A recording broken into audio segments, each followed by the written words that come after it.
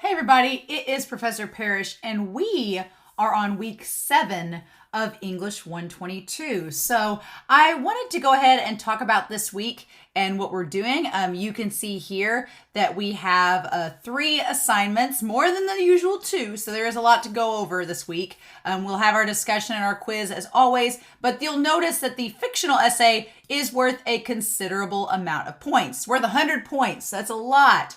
Up until this point, our other assignments have been worth just little chunks of points to build as we go, but this is our first major assignment. So with that in mind, I want to go ahead and talk about what's due this week. We've got 2 resources I want to go over with you all, but let's go ahead and dive into the assignments. The module guide this week, there's a section on symbolism on pages 223 to 225.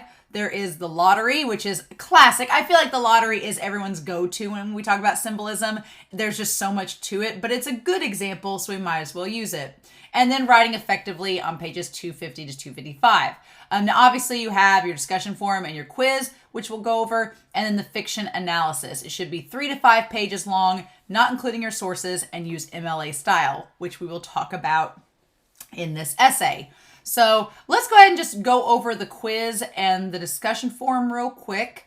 The discussion forum this week is just asking about the lottery is replete with symbolism. That it is. What are some symbols that stood out to you? What might they represent? And what can these symbols reveal about human nature and society? Lots of different answers you can come up with this one. I feel like there's a lot of different directions you can take with this. So far, everybody's discussions have been really good. If you get a 3, or at this point in the semester, if you're getting 3s and 4s on your discussion forums instead of 5, some things to maybe look at are 1, are you posting and then responding to 2 peers? That was in the very first discussion forum PowerPoint that we had, that you need to respond to 2 peers in addition to posting. Make sure you do that. The other thing is, are there any spelling and grammar errors in your post? And do your responses actually add substance to the conversation, or are they just, I agree? If they're just, I agree, then I'm not going to count that response. So just make sure, if you're getting 3s and 4s in the discussion forum and you're not sure why,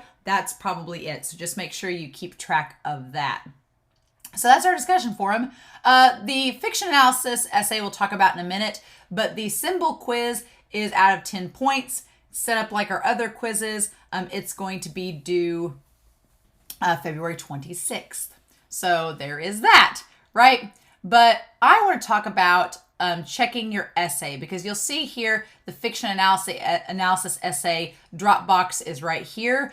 Note that I'm only accepting Word documents, which are DOC or DOCX files, or PDFs. I'm not able to open any other type of files on my computer, so thus I'm only accepting these to grade. So make sure your document is saved as that file type before you submit.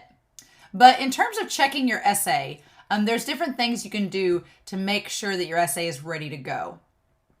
So at this point, I'm going to zoom out a little bit so you can see it. The first thing that you need to do is check your formatting. Make sure you've used 12-point font. Times New Roman is the best course of measure. Obviously, if you change it a little bit, it's okay, but I want to make sure it's 3 to 5 full pages in Times New Roman. I was in college once. I know that a lot of people will change and use Arial because the font's slightly bigger, but if I make your document into Times New Roman 12-point and it's not 3 to 5 full pages, then I know that you've tried to cheat the system by changing the font so that you can get more space. Don't do that. Double space your paper and make sure it has a title. Make sure that you're citing specific facts or passages from the primary text. So for example, the paint and paper looks as if a boys' school had used it, from Gilman on page 235. This is a passage that shows da-da-da. So this right here that says Gilman 235, that's what we call an in-text citation. And that means you've put the author's last name and then the page number that you found that information on. That's all you need to make it be a citation within your essay. So what does your analysis show? You need to think in terms of how you understand the story, people in general, or society itself. How does the text remind you of things that are going on in the world now? A lot of these texts in our book are considered timeless, quote unquote, because they are texts that can relate to many different facets of society and our own culture now. They're not just something that's rooted in the time period they were created in. What can you learn from the text itself? What can a reader learn? What's the purpose? And was the text effective? It kind of depends sometimes. That's the beauty of storytelling and of different genres of stories. Sometimes stories feel like they are effective because of who we are and the type of reader we are. Sometimes they don't. So I'll be curious to see in your analysis whether stories work for you or not. And then on your works cited page, this is where you need to have your last name, the last name of the author, first name of the author, the title of the essay itself. So if you chose something from your book, it needs to be the title there.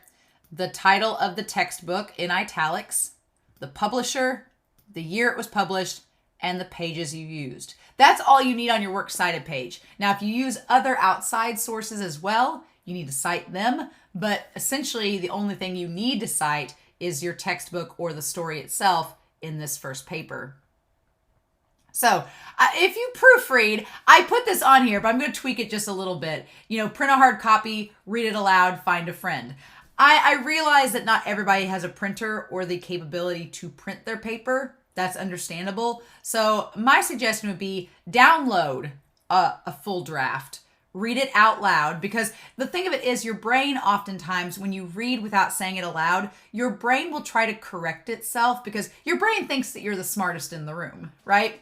And so your brain will try to correct itself even if it's wrong. But when you read it out loud, there's something about that message getting from your mouth to your brain that it will try to correct itself, and that's when you can notice errors if they are present. So I highly recommend reading your paper out loud if you get a chance to. And then if you get a chance, find a friend to read it. It could be a partner, it can be a friend, a family member. Say, hey, can you read this over? And if you can't phone a friend, then I would say send it to Miss Lane, our tutor, at Joanna, Joanna .Lane, Lane, at sic.edu, and have her proofread it, and she can give you feedback as well. Every little bit counts, because I even do this in my own writing. I think something may sound great, and I may send it to somebody to read, and they may notice things that, again, my brain did not notice. So it's very, very important. And then finally, submit your essay. You'll use the Dropbox on Canvas.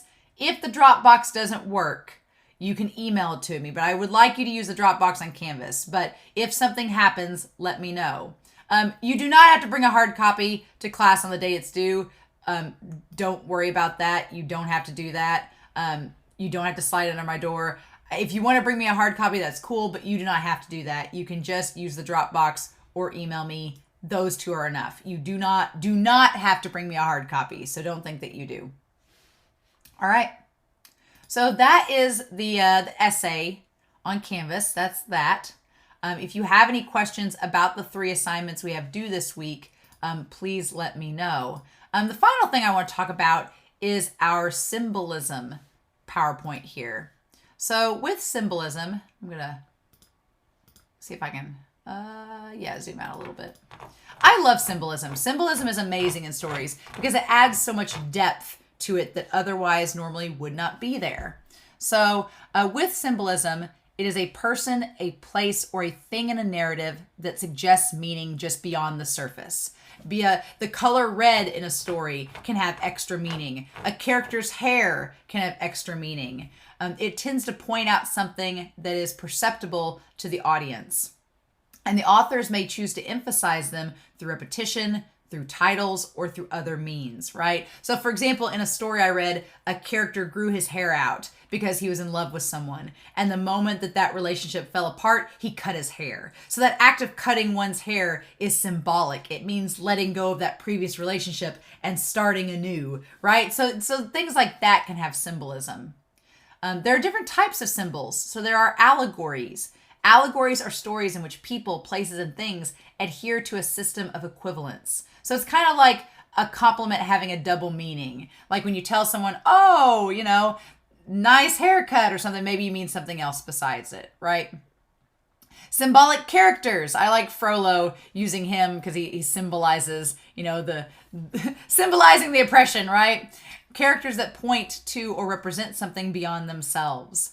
They tend to not be well developed. They're usually mysterious and flat, and they're more of a portrait than a person. And I could hear some of you say, well, Frollo's not a flat character. But honestly, In Hunchback of Notre Dame, we don't get a lot about Frollo. We don't get a lot of his backstory, a lot of his, character motivations, other than he lusts after Esmeralda, but he views her as inferior, and he's kind of a representation of a system in society at that time period. We don't really get in depth of his backstory and character fully like we do with others like Quasimodo. Symbolic acts are gestures with larger than normal significance, and they can vary in size. I know I had a little misspelling there. They can vary, not airy, in size. But again, the act of cutting one's hair, the act of burning something, they can all mean different things. In English 101, we read The Outsiders and the act of the church burning down, signifying the end of one thing and the beginning of a new chapter. It's very symbolic, right? Those happen lots of times in stories. And then there are more conventional symbols, things that are easily understood, like a heart, a white flag, light and darkness. Like they have very concrete symbolism. Symbolism doesn't have to be deep and abstract. It can often be very understandable and concise. But the whole purpose is that it adds extra meaning. And then why do we use symbols? We use them because they're interesting, because they're powerful, because they're memorable, they're emotional, and they allow us to think of things like plausible deniability to make us rethink situations in new ways. So then how do we identify these symbols? Well, usually the author repeats them. There's something that happens throughout the story. A title may single them out. Twilight, for example, has the apple on the cover and like literally every single, the apple or the cover or the colors of red and white are in nearly every cover for a reason. They're symbolic. They can begin and end at a story, and they can provide a crucial link to the author's intent. Sometimes authors include symbols because they want us to understand certain things about characters or about the story themselves. It's the idea of showing and not telling, right? That's kind of the big purpose behind it. So yeah, that is symbolism. And so those are the assignments and the different things for this week. The next week module will be open. It'll be our last module before we go on spring break, and we'll talk about that next week. But if you have any questions or concerns, please let me know. But I hope you all have a wonderful week. Please stay safe, take care, and I will be back next week with information about Module 8.